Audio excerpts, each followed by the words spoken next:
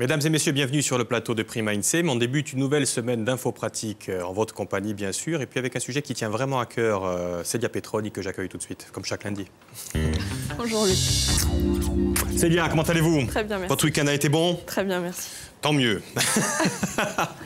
Alors, vous l'avez dit, aujourd'hui, moi j'ai décidé d'entamer la semaine avec un sujet NTIC. Alors, qu'est-ce que les NTIC? Ce sont les fameuses nouvelles technologies de l'information et de la communication. Et il sera aujourd'hui question de cloud, plus précisément, de cloud computing. Alors, qu'est-ce que c'est? Cloud computing, donc. Oui, exactement. Alors, c'est un concept, en fait, qui consiste à accéder à ses propres données qui sont stockées sur un serveur distant. Alors, ses propres données informatiques? Oui, évidemment. Alors, pourquoi cloud? Ce qui signifie nuage en anglais, tout simplement parce que c'est l'image qui est généralement utilisée dans le monde informatique pour symboliser le réseau Internet. Alors, qu'est-ce qu'un indice en son traditionnel chiffre du jour? Oui. Le chiffre du jour, c'est 500 millions. En fait, c'est le nombre d'utilisateurs de services de stockage en ligne en 2012. Et en fait, il est en croissance constante. D'ailleurs, on estime sa progression à plus de 1,3 milliard d'ici 2017. Donc, c'est une croissance exponentielle qui laisserait présumer que tous les utilisateurs, tous les internautes sont au fait de ce service, entre guillemets, bien évidemment, révolutionnaire. Eh bien, détrompez-vous. On le voit là, d'ici 2017, donc il y aurait 1,3 milliard d'utilisateurs. Aujourd'hui, que 500 millions, dont vous et moi d'ailleurs, parce que c'est pas dit, on en parlera tout à l'heure. Alors en fait, tout le monde n'est pas forcément au courant. Moi, je suis allée poser la question et vous allez voir que les réponses sont assez nuageuses. Allez, on y va tout de suite, on vous suit.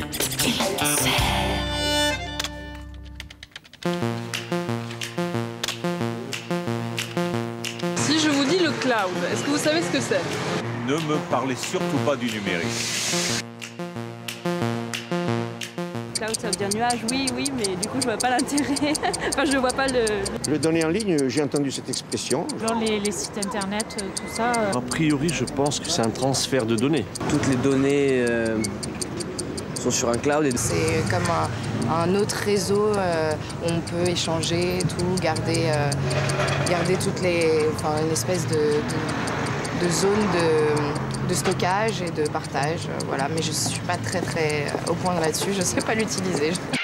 Rassurez-vous, vous n'êtes pas la seule. L'ombre plane sur le nuage et pas l'inverse. Le cloud, plus connu sous le nom de cloud computing, est un concept consistant à accéder à ces données sur un serveur distant. C'est-à-dire que les données de votre smartphone, tablette ou encore ordinateur sont toutes collectées en ligne et disponibles avec une connexion Internet. Pardon? Comment est-ce que ça fonctionne? En fait, vous louez une sorte de disque dur dans une société, donc à Google, Amazon, il y en a plusieurs qui offrent ces services. Et donc vous avez des abonnements par mois ou des offres gratuites pour des petits stockages. Vous envoyez vos fichiers depuis votre ordinateur vers ce serveur, dans ce disque dur, et vous les récupérez ensuite depuis n'importe quel ordinateur qui est relié sur Internet. Tout part des États-Unis. En 2002, le nuage gagne le monde. Historiquement, Google et Amazon font émerger le cloud. Mais les fournisseurs en tout genre ne vont pas tarder à s'emparer du nuage. Automatiquement.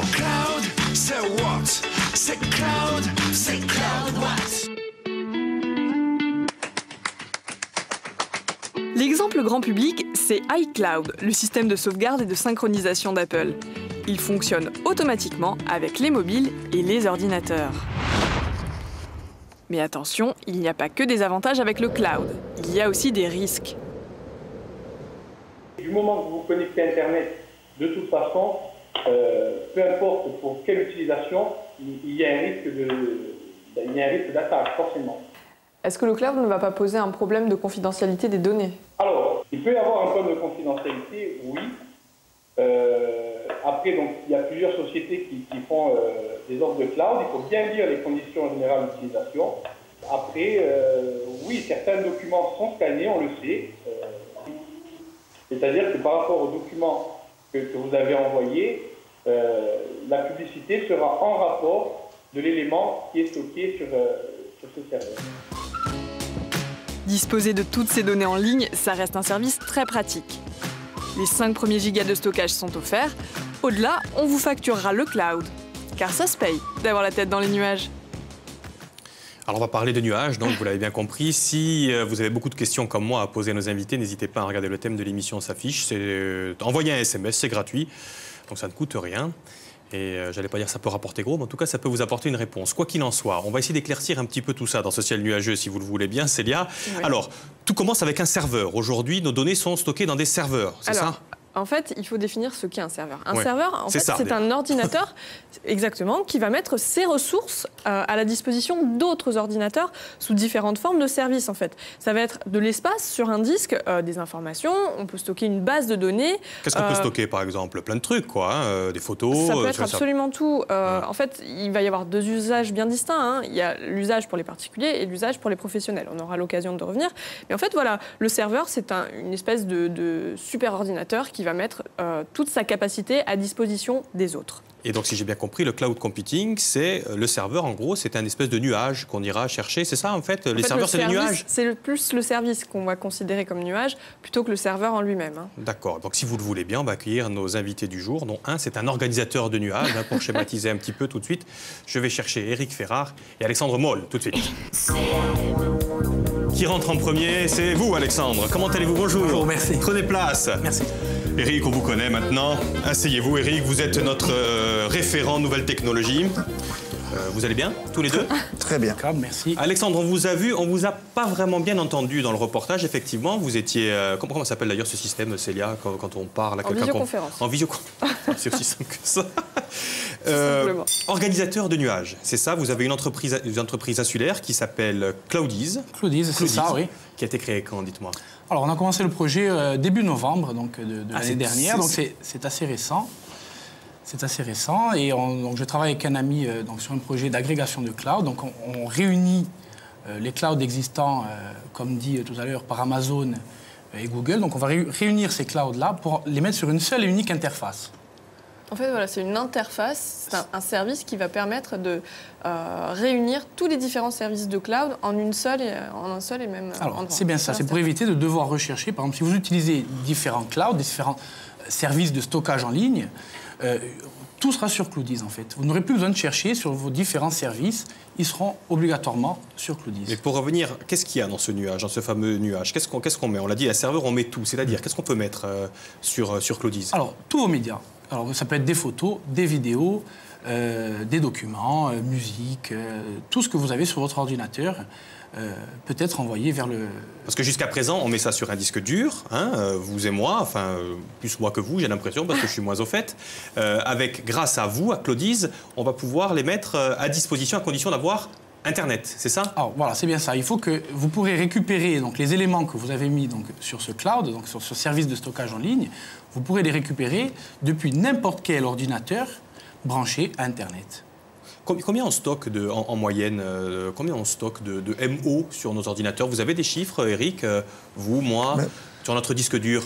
Ce qui se passe, c'est que c'est en progression constante, puisque de plus en plus, on a la numérisation qui touche tous les supports, y compris la vidéo. Et dès que l'on va toucher à la vidéo, les dizaines de gigabits deviennent nécessaires au niveau des disques. Donc les disques sont en train de, tous les 18 mois, pour le même coût, la capacité des disques double. Donc là, ce qui veut dire le poids des données sur l'ordinateur devient énorme. Donc la question qui se pose pour l'internaute moyen, c'est de dire, et si demain j'ai mon disque dur qui crache, qu'est-ce que je fais? Eh bien, la solution, c'est l'infrastructure du cloud. C'est-à-dire, sur Internet, je vais déposer mes fichiers sur Internet de façon à ce que ces fichiers soient préservés. Or, aujourd'hui, pour déposer ces fichiers sur Internet, vous avez des offres gratuites, mais qui sont relativement limitées. C'est 2 gigas, 3 gigas, 5 gigas, 7 gigas. Et Cloudiz présente une idée qui me semble extrêmement intéressante, c'est de dire, eh bien, ces petits 1 giga, 2 gigas, 3 gigas, je fais un panier commun. Je les présente d'une façon unifiée. Et de cette façon unifiée, eh bien, de 1 giga, 2 gigas, 7 gigas, ben, j'aurai 10 gigas de disponibles gratuitement. Et c'est ce que fait Cloudiz sur Internet, donc sur ce nuage. Puisque sur le nuage, il y a les serveurs, il y a le haut débit, il y a Internet, il y a tout ce qu'il faut. Ça, j'ai bien compris, mais ça veut dire qu'on a besoin de combien? Moi, j'ai besoin de combien de gigas? Moi qui suis un utilisateur lambda, Vous dites 10 gigas. Oui, alors... On peut en avoir jusqu'à combien? Vous pouvez avoir jusqu'à l'infini, j'ai envie de dire. Les données numérisées, non pas. Vous pouvez être un passionné de photographie, de musique, de films. Les films, aujourd'hui, on a des films 3D qui prennent 20, 30, 40 gigas. Donc c'est énorme. Et donc on vous les donne? Ça dépend de vos usages, en fait. Oui. Si vous avez beaucoup de films ou si vous faites beaucoup de photographies, forcément, ça va prendre beaucoup de place sur votre disque dur. Ce qui est intéressant, c'est de soulager son disque dur et de basculer ses photos sur le cloud. En fait, le cloud, c'est un petit peu une réponse aux nouveaux usages, à l'Internet d'aujourd'hui. C'est un petit peu aussi un rappel de ce qu'était le web d'hier, puisqu'à la base, c'était simplement échanger des données. Aujourd'hui, ce qu'on va peut-être appeler le web 3.0, le web de demain, ça va permettre un échange de données en temps réel. C'est-à-dire, vous faites plein de photos, vous avez envie de les partager ou de les retrouver, je ne sais pas, vous faites vos photos avec votre téléphone mobile, vous voulez les partager avec les gens, avec votre femme ou vos enfants qui sont à la maison, ils pourront le récupérer sur la tablette, par exemple. Alors, ça permet une espèce d'interactivité qui n'était pas... Oui, et puis le problème, il est lié vraiment à l'usage. Mais c'est vrai qu'aujourd'hui, il y a un autre problème qui est important et à laquelle la réponse auquel répond le cloud, je veux dire, c'est le fait qu'il y a des services de plus en plus élaborés dont vous avez besoin qui, aujourd'hui, peuvent être disponibles sur le cloud. C'est-à-dire que localement, parfois, aussi, vos machines ne sont pas suffisamment dimensionnées pour répondre à un besoin et le service disponible sur le cloud, qui a de super ordinateurs et de super capacités de stockage, permettent de répondre à des services particuliers, les services de demain, qui vont interagir avec vous de façon beaucoup plus complexe qu'aujourd'hui. Donc pour un film, pour revenir à Cloudies, aujourd'hui un film, vous pouvez le stocker sur votre disque dur, et puis à un moment donné, utiliser Cloudies pour en faire une sauvegarde, ou le réutiliser, ou le passer à un ami, à travers Cloudies. Donc tous ces services se combinent pour faire en sorte que l'internaute ait une palette élargie d'utilisation. Pourquoi? Parce que ces services du cloud aussi sont utilisés sur les tablettes, sur votre smartphone, en même temps que vous pouvez les utiliser sur votre ordinateur. Célia. En fait, ce qui est important de rappeler, c'est que le cloud, en fait, ça permet effectivement de stocker nos propres données. Mais ça permet aussi d'avoir accès à des services. On parlait par exemple des photos. Vous pouvez garder vos photos sur votre disque dur, mais en même temps, vous avez envie de les retoucher. Et vous n'avez pas forcément installé le logiciel de photo, de retouche photo. Et bien, sur le cloud, vous pouvez... Il y a des services qui sont proposés comme ça, où vous n'avez pas besoin de télécharger le logiciel, de le mettre à jour. Vous avez en fait le service qui est disponible sur le nuage. Mais dites-moi, tous les deux, on est déjà un petit peu e-cloud tous. Par exemple, moi, j'ai une boîte mail Yahoo, par exemple. J'ai des données sur Yahoo qui sont stockées. C'est ça, non, Alexandre? C'est déjà du cloud, puisque tout ce qu'il y a sur mon adresse mail, des photos qu'on m'a envoyées, quand je veux les voir, il faut que je me branche sur Internet. Donc ça, c'est déjà une forme de clouding. Moi, j'ai envie de dire que le cloud a toujours existé. Du moins, depuis la création d'Internet. Seulement, aujourd'hui, il est vraiment ouvert à tout le monde, au grand public. Voilà, vous avez des photos, vous les stockez, vous les récupérez au travail, vous les récupérez sur votre téléphone. Vous, l'avantage avec vous, c'est plutôt que d'avoir sa boîte mail, son téléphone, etc., on regroupe tout chez vous, en fait. C'est ça? On vous donne tout à gérer? C'est comme ça, Cloudies? Non, nous, on fait pas de mail. Hein. D'accord. On ne fait pas de mail, on fait que du stockage de données. Donc, on va réunir chez nous tous les documents, tous les médias, les photos, les vidéos. Vous pourrez envoyer, par exemple, en pièce jointe, une photo, ça, vous pouvez le faire, mais vous ne pouvez pas récupérer un mail. Ça, c'est lié à votre compte mail et... Alors, l'avantage, c'est que... Ah, nous avons une question, excusez-moi. Donc, est-ce que mes données de navigation web se retrouvent sur le cloud? Nous demande Gilles. Est-ce que l'historique... Oui. Ah oui. Le problème aujourd'hui, c'est que le cloud, effectivement, synthétise toutes les informations qui circulent. Donc, vos accès au net sont, à un moment donné, utilisés par le cloud. La preuve en est qu'un service, par exemple, comme Amazon, à un moment donné, va vous mettre sur la barre latérale de votre navigateur des publicités ciblées sur les choix que vous avez faits. Donc il est bien évident que d'un autre côté, et c'est peut-être une autre face de la même médaille, c'est que le cloud, c'est vraiment une façon aussi de vous suivre de vous suivre et de suivre votre activité aujourd'hui. Et d'ailleurs, je mentionnerai le Patriot Act, donc, puisque la plupart des serveurs du cloud sont aux États-Unis ou dépendent des États-Unis, le Patriot Act, aujourd'hui, permet à la justice américaine d'aller voir dans vos mails, dans vos fichiers, si ces mails et ces fichiers sont hébergés chez des entreprises aux USA. D'où l'intérêt de Cloudies qui a ses serveurs en France et qui n'est pas soumise au Patriot Act. Ça c'est important, ça, ce que vous dites, parce que moi, mon Yahoo, c'est américain. Donc c'est-à-dire qu'avec le Patriot Act, n'importe qui, Obama, il peut aller regarder dans mes emails ce que j'ai. Avec vous, si on fait du clouding avec Cloudies ou globalement sur du cloud européen, là par contre, il y a plus de confidentialité, c'est ça, Alexandre? Alors, il y a plus de confidentialité par rapport au Patriot Act, parce qu'ils ont fait ça par rapport à du terrorisme et tout ça. Nous, on n'est pas encore touché pour l'instant encore à ça. Et puis maintenant, sur le cloud, rien ne vous empêche, par exemple, de crypter vos données avant de les envoyer. Si vous avez vraiment quelque chose... Il faut être doué là-haut. Oui, mais si vous devez crypter quelque chose, c'est que vous êtes doué. D'accord. Quelque part. Parce qu'une photo de vacances, même si on la regarde, je veux dire, il n'y a pas un intérêt énorme à voler des photos de vacances ou des vidéos de vacances. Ouais. Ce qui est important par rapport au fait que le serveur soit hébergé en France, c'est que Cloudies est soumise à la loi française et à la législation européenne. Et donc, à partir de là, il s'affranchit d'un certain nombre de risques d'intrusion dans vos données personnelles, qu'elles soient cryptées ou pas d'ailleurs.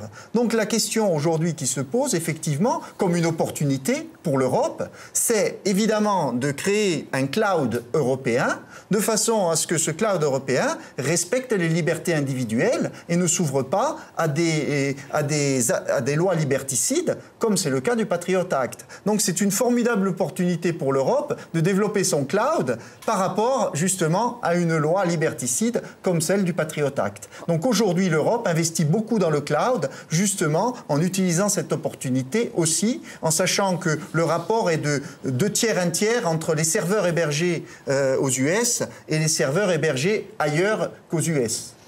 En fait, je voulais mettre le doigt sur quelque chose. Vous allez comprendre, en fait, l'enjeu du cloud, c'est pas uniquement avec votre ordinateur à la maison où il y a quand même de l'espace de stockage.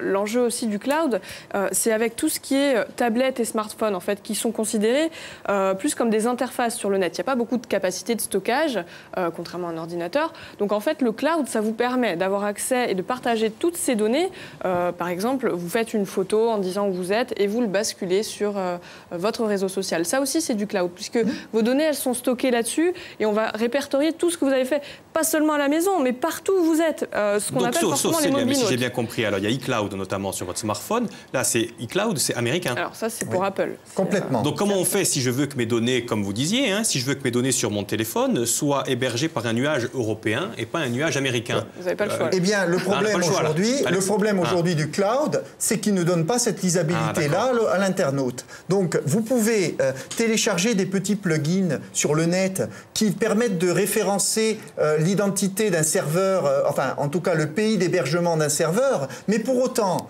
ça ne répondra pas à la question, parce que aujourd'hui, l'internaute, vis-à-vis des serveurs qui sont sur le cloud, n'est pas tenu à être informé qu'un serveur change de pays ou que ce n'est plus le même serveur qui héberge ses données. Donc là, il y a quand même un petit problème. Et sur les applications telles qu'Icloud, sachez quand même que ces applications-là sont soumises au Patriot Act et que donc il y a une loi liberticide qui pèse sur vos données. Et ça, c'est quand même assez difficile à accepter si on considère qu'aujourd'hui, l'usage du cloud s'insère dans tous les secteurs de votre vie, professionnel, privé ou quoi. C'est gratuit. Le gros point noir, oui, c'est vraiment la confidentialité des données.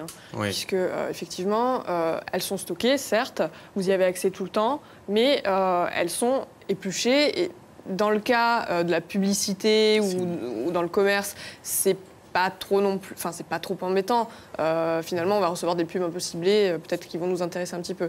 Mais dans le temps, on ne sait pas forcément comment vont être exploitées ces données. Et c'est là que le bas blesse. Le problème arrive avec l'outil Graph Search sur Facebook. Moi, je recommande aux utilisateurs de Facebook de s'intéresser à Graph Search quant à savoir sur l'utilisation future d'utilités comme ça, comment elle peut influer sur les démarches sur... Graph Search est important. Ce que je vous propose, c'est plutôt qu'on fasse une parenthèse où ça va être un petit peu compliqué. On fera une émission spéciale sur Graph Search sur Facebook parce qu'il y a 2 corps sur 3 qui sont sur Facebook. En attendant, j'aimerais juste te dire quand même une chose avec Alexandre. Vous disiez on peut stocker toutes les données. Ça coûte combien, dites-moi, sur votre nuage? Alors, sur le nôtre, pour l'instant, le service est gratuit, donc il n'est pas encore lancé. Il est en bêta, donc c'est-à-dire qu'il est réservé à des personnes qui vont nous aider à le développer. Donc ils vont le tester et nous faire des retours de bugs ou... D'accord. Voilà. Donc pour l'instant, il va être gratuit à ces gens-là. Il sera lancé d'ici quelques jours, probablement lundi prochain. Donc j'en profite. Eh ben oui, donc qu'est-ce qu'on fait alors? Qu'est-ce qu'on fait? On va sur notre moteur de recherche préféré, on met Cloudiz et on peut participer avec... Voilà, alors vous tapez vous tapez Cloudiz et vous avez donc s'inscrire à la bêta privée. Et vous renseignez votre adresse email et nous ensuite on vous enverra un mail pour vous dire que vous faites partie des bêta-testeurs. Et après vous chargez de tout quoi. Après vous rentrez dans notre disque dur et vous mettez tout sur un nuage. C'est comme ça que ça se passe? Alors, non, c'est vous qui allez nous les donner. D'accord. Voilà, vous allez envoyer en quelques clics. Ah oui, en quelques clics. Et en fait, je voudrais insister sur l'avantage de ce type de service, c'est que pour le particulier, par exemple, qui va stocker ses données, vous savez, sur des supports amovibles, ça peut être une clé USB ou un disque dur externe. Ça, c'est du passé, ça. C'est un pied dans le passé, oui. Mais c'est que vous ne vous trimballez pas toujours avec votre clé et vous pouvez avoir besoin à un moment donné d'avoir accès à une donnée, à une information que vous avez téléchargée sur le nuage. Et puis même, vous pouvez perdre ces supports. Ils peuvent être endommagés. Donc en fait, ça, c'est même plus qu'à vie, ça. Notre nuage, il dure... Tant qu'il y aura des serveurs. Tant qu'il y aura des serveurs. Donc c'est parti pour durer un petit peu longtemps. Mais vous parliez, là on a parlé effectivement de clouding pour les particuliers. Oui. Il y a une autre entreprise en Corse qui est innovante, parce qu'avec vous, à chaque fois, Eric, on a des entreprises innovantes. Et on va avoir une entreprise qui s'adresse à qui? Justement, aux entreprises, parce que le cloud, en fait, traditionnellement, c'est plus l'entreprise qui va en avoir besoin. Parce que jusqu'à présent, les grosses structures, en fait, avaient tendance à avoir leur propre serveur pour héberger leurs services ou leurs données. Et ça induit forcément un coût de maintenance des systèmes, un coût de fonctionnement. Donc, en fait, dans une logique d'entreprise, si vous voulez, pour intégrer diminuer les coûts de stockage, il y a une société corse qui s'appelle Zendoc et qui propose une alternative en fait au serveur. Et ça tombe bien, c'est notre astuce qui arrive tout de suite après ça. Et je m'en vais la chercher, notre astuce, qui s'appelle Jean-François Guiderdoni, tout de suite. Jean-François, bienvenue sur le plateau de Prima INSEE, mais prenez place à côté de Célia. Merci. Je suis content que vous soyez là, de faire découvrir encore une entreprise innovante. Donc c'est la même chose qu'Alexandre, sauf que déjà elle marche votre entreprise parce qu'Alexandre on voit que c'est les prémices, ils sont vraiment les balbutiements. Vous elle marche? Oui, tout à fait. Alors l'entreprise en elle-même a plus de 10 ans, Sagesse Informatique. Le produit Zendoc lui a à peu près 3 ans. Il y a eu 2 ans vraiment de développement pur et technologie avec les bêta-tests dont parlait Alexandre. On a travaillé beaucoup avec beaucoup de PME locales. Et puis ça fait à peu près 1 an que la solution est en phase de commercialisation. Ça s'adresse aux entreprises insulaires qui nous regardent ou à toutes les entreprises? À toutes les entreprises, on travaille à un niveau national. Évidemment, on est dans le cloud, donc ça serait un petit peu bête de ne pas profiter de l'opportunité. Parce que vous aussi, vous êtes une entreprise, bien sûr. Mais avec Internet, il n'y a plus de frontières. C'est ça le but, bien sûr. Le but, c'est ça, c'est de toucher tout le monde. Il n'y a pas un nuage corse, vous, c'est un nuage européen. Oui, mais mondial. Je veux dire, c'est mondial. Internet, c'est mondial. Non, enfin, mondial. Sauf qu'on a bien fait une différence entre les nuages américains où il y a le Patriot Act et les nuages européens où juste... Protection des données quand même. Mais un Américain peut se connecter à Cloudiz. Oui, il vaut mieux pour lui d'ailleurs. Donc nous, on est hébergé également donc, en France. Toute notre structure se situe en France. Et donc, alors la solution, la gestion électronique de documents, effectivement, il y a des principes similaires puisqu'on parle de stockage de documents. Mais nous, notre solution part d'un principe très simple, c'est qu'actuellement, vous avez un volume toujours plus important d'informations que les entreprises ont à gérer. On estime, je crois, d'ici 2015, le volume d'informations des entreprises européennes va être multiplié par 5. C'est assez monstrueux. Et à côté de ça, vous avez une multiplication des sources et des formats des documents. Il Vous avez vos emails, vous avez vos fichiers électroniques, vous avez du papier, vous avez encore beaucoup de papier, quoi qu'on en pense. Et il faut arriver à gérer tout ça. Et ce qu'on remarque aussi, c'est que les entreprises passent de plus en plus de temps à rechercher dans cette base d'informations pour leur activité de tous les jours. Donc l'idée de Zindoc, c'est de pouvoir centraliser en fait l'ensemble de cette information, quel que soit le support, quel que soit ce format, sur une même base documentaire qui est sécurisée, qui assure la pérennité des données et au sein de laquelle également les employés peuvent très très rapidement retrouver toutes les informations dont ils ont besoin. Et pour ça, on utilise des systèmes de recherche et de classement dynamique qui sont des systèmes assez avancés et qui ne peuvent être disponibles qu'au moyen d'une solution cloud. Donc en fait, la gestion électronique des documents, au lieu d'être comme sur le cloud de manière générale, basée sur des documents qui sont déjà numériques, vous pouvez aussi numériser tout ce qui est documents format papier, toutes des sources un petit peu anciennes, entre guillemets, tout à fait, Célia. les mettre tout à fait, effectivement. Toutes les archives, quoi, en gros. Voilà, exactement. On peut, si vous voulez, on propose, c'est une des approches, certains clients nous utilisent pour cela, pour éliminer une grosse partie de leurs archives et puis gagner de l'espace pour avoir un employé en plus au lieu d'avoir du stockage papier. Donc c'est plus économique. Hein, on le voit, c'est plutôt que d'investir dans un gros serveur quand on est chef d'entreprise. On vient vous voir. Enfin, on vient vous voir. Est-ce qu'on vient vous voir? Comment on s'y prend d'ailleurs? Là, moi, je suis chef d'entreprise, je regarde l'INSEE, mais comme chaque jour. Alors, vous faites bien, bonne émission. Alors, nous, en fait, nos clients sont plus, on va dire, des grosses TPE et des petites PME, c'est-à-dire, pour schématiser, de 2 à 200 employés, c'est vraiment le cœur des entreprises qui vraiment utilisent notre service. Et on passe en général par des partenaires. On ne vend pas directement en ligne. Alors, il y aura une petite exception dont je parlerai parce qu'on a un gros lancement qui arrive la semaine prochaine. Mais généralement, on ne vend pas en ligne. On travaille avec des revendeurs informatiques, des revendeurs bureautiques qui sont de plus en plus intéressés par les solutions en cloud pour les PME et commencent à intégrer ce type de solution. Si vous voulez, c'est les gens qui sont un petit peu les partenaires de confiance et de proximité des PME. Et c'est aussi pour ça qu'il faut passer avec eux, c'est important, parce qu'il y a cette idée de confiance, on parlait de sécurité et de confidentialité. Oui, parce que voilà, exactement, confidentialité, évidemment, vous disiez les photos qu'on a fait là-bas à la neige avec Eric, ça c'est pas tellement important, mais vous, il y a quand même de l'espionnage industriel. Voilà, alors il y a une sensibilité. Il faut avoir vraiment confiance en vous, parce que vous pouvez aller dans toutes les données de l'entreprise. Tout à fait, exactement, c'est très important, c'est un des éléments, c'est certainement une des barrières, je dirais, au développement de ce type de solution en entreprise, c'est la question de confidentialité et de sécurité. Donc nous, on se doit d'être absolument au carré sur ces solutions. Comment je sais que vous êtes digne de confiance? Nous, si vous voulez, on a tout un système. Alors, quand on parle de sécurité, on a un document d'une dizaine de pages qu'on va fournir aux entreprises avec toutes les références de où est-ce qu'on est hébergé, est-ce qu'on est bien hébergé en France, quelle est la société, est-ce que c'est une société, un data center connu qui va héberger nos applications et notre infrastructure. Ensuite, est-ce que vous avez un système de cryptage? Quel est le système de cryptage? On utilise un système qui s'appelle AES, qui est un système qui est également utilisé, on revient aux Américains, mais par le gouvernement américain pour leurs données sensibles. Voilà, donc on a besoin de donner des preuves avec des outils qui parfois peuvent coûter assez cher, d'où encore l'idée de mutualiser pour pouvoir rassurer l'entreprise à ce niveau-là. De confidentialité aussi. Mais oui, et bien sûr, alors on est engagé sur une charte de confidentialité. Vous verrez sur notre site, c'est pour ceux qui vont y aller, qui en a un petit logo CNIL, c'est-à-dire qu'on est agréé par la CNIL par rapport à la façon dont on traite les données et au non-accès de ces données, je dirais, par les gens de l'entreprise, au système de cryptage qui là, j'imagine qu'en entreprise, c'est protégé juridiquement. Mais vous, qu'est-ce qui me dit que vous n'allez pas rentrer regarder mes photos du ski avec Eric? Alors, quel intérêt aurais-je? Je ne sais pas. Mais non, mais pareil. Alors, ça, c'est pareil. C'est la confiance, quand même. Hein. Bien sûr. Mais c'est un contrat donc, qui va vous lier à vous avec nous, la société donc, Cloudiz, avec des conditions, bien sûr, d'utilisation d'une part et d'autre.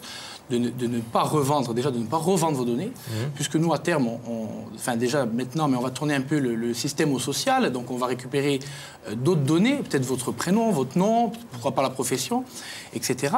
Donc, il y aura des conditions aussi bien pour nous, bien sûr, et puis nous, c'est pas notre but n'est pas là, n'est pas de revendre ou d'aller voir des données, et ça, c'est précisé dans nos conditions d'utilisation que vous signerez virtuellement lorsque vous vous connecterez à Cloudiz. Non, mais c'est important, Eric, la confiance, parce qu'on fait des émissions pédagogiques, bien sûr, sur Internet, une fois par mois. La confiance est primordiale, quand même, avec ce clouding. Hein. Alors, c'est très important, et ce qui est intéressant, c'est de voir que le Corsican Touch. C'est-à-dire que nous, ce qui nous intéresse vraiment, c'est de voir que le cloud, en dehors des annonces des grands constructeurs, des Microsoft et des majors du domaine, ouvre des opportunités aux entreprises corses. Et c'est là où il y a vraiment un intérêt à cette solution, c'est que les entreprises qui sont là, en fait, ont valorisé leurs idées. Elles ne se sont pas préoccupées de l'infrastructure parce que cette infrastructure dont elles avaient besoin était disponible dans le cloud. Par contre, elles se sont consacrées, et uniquement consacrées, à valoriser leurs idées. C'est-à-dire qu'il suffit qu'il y ait des Corses qui soient bien formés et qui aient de bonnes idées pour pouvoir développer des solutions sur le net aujourd'hui sans avoir à se préoccuper des serveurs, des liaisons, de la maintenance, de la climatisation, de la fiabilité électrique.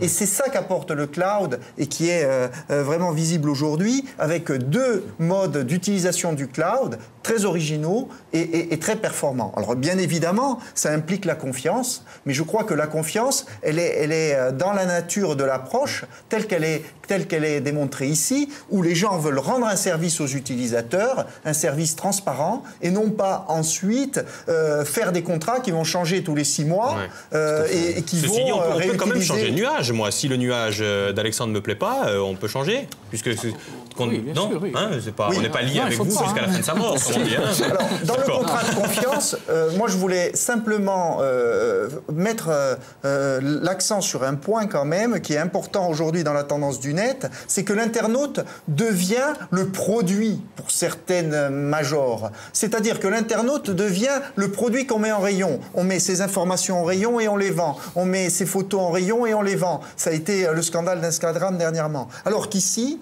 on a une toute autre approche du service et je crois que c'est extrêmement intéressant d'avoir des entreprises corses qui amènent ce type d'approche, à contrario des entreprises et des grandes majors américaines.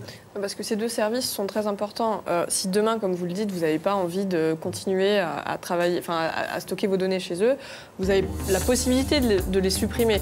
À l'inverse, en fonction du nuage entre guillemets que vous allez choisir, on vous garantit pas que les données seront supprimées. Vous ne pourrez pas les récupérer véritablement. D'accord. Vous n'avez pas eu le temps de dire votre exception. Vous nous le direz sur le site. Tiens, ça nous engagera à aller sur le site de INSEE, mais on vous donnera quelques informations. Ou sur Facebook, d'ailleurs, on vous donnera les informations de Zendoc et Cloudiz. S'il y a 2 mots à retenir, c'est ça en tout cas. Zindoc, hein. Z2E, attention. Z2E, c'est important. Cloudiz, C-L-O-U-D-I-Z. C'est affiché. Merci infiniment à tous les 3 et à vous. On parle de quoi demain, Célia ?